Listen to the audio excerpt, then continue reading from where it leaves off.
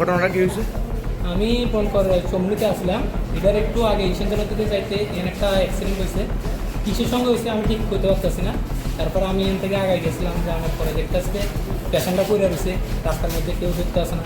তারপর আমি আমার সঙ্গে আরও দুজন আছে, তারা তো নিয়ে হসপিটালে নিয়ে আইছি অটো দিয়ে। তো অতটুকুই জানি না। কিসের সাথে বাড়ি গেছে এটা? শুনতে আসি একটা বোলারোর সঙ্গে বাড়ি গেছে। যে আহত হয়েছে এ কি বাইক চালক? হ্যাঁ, বাইক চালক। ঘটনাটা কোনখানে হয়েছে? ঘটনাটা বনকর নদীর ভিতরে। নাম জানা গেছে এখন অবধি? না, এখন আমি নাম জানি না। যে আহত তার নাম জানেন? না, নাম জানি না। বুলারো গাড়িকে ধরছেনি না এনা? শুনছি দোষে।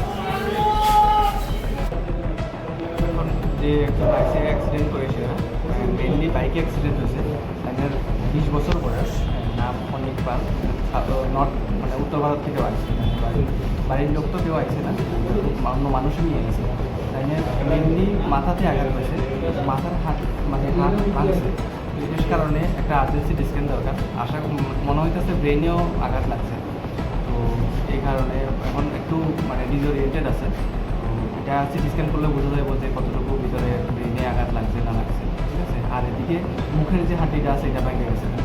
এটার কারণে প্রাইমারি এখন যে অ্যাক্টিভ ব্লিডিং আছে ব্লিডিংটা বন্ধ করা হয়েছে, আর বাকি ড্রেসিং করে সেটা জিবিতে রেফার দেওয়া হয়েছে, ঠিক আছে। বাড়ির লোকরাও খবর দেওয়া হয়েছে, বাড়ির লোক ওইখানে নদীর পাড় থেকে বাড়ির লোক জিবিতে যাবে একসঙ্গে। আশঙ্কা কেমন? অবস্থা কেমন এখন? এখন অবস্থা ক্রিটিক্যাল আছে, মেনলি মানে ব্রেনে আঘাতের কারণে পুরো ডিসওরিয়েন্টেড। এখন কোনো জ্ঞান ট্যান ঠিক মতো নাই, মানে বেশি উল্টাপাল্টা করতেছে। তো এটার কারণে তো এখন অবস্থা ক্রিটিক্যাল আছে আর কি, এই জন্য ডাইরেক্ট জিবিতেই রেফার দেওয়া হয়েছে। স্যার কোন জায়গায় ঘটনা হয়েছে জানেন? ঘটনাটা কোন জায়গা থেকে জানি না, মানুষই নিয়ে এসে কয়েকজন ছেলে আছে এখানে নিয়ে এসে, বাড়ির লোক কেউ আইতে পারছে না, আর এও ঠিক মতো বলতে পারতেছে না। কিসে কিসে সংঘর্ষ হয়েছে এটা শুনছেন? হ্যাঁ, বাইকে আসিল, বাকি কৃষির সঙ্গে হয়েছে আর কোনো কিছু জানা নেই। স্যার আপনার নাম? স্যার অভিনব বলেন না। বিলেন হাসপাতাল।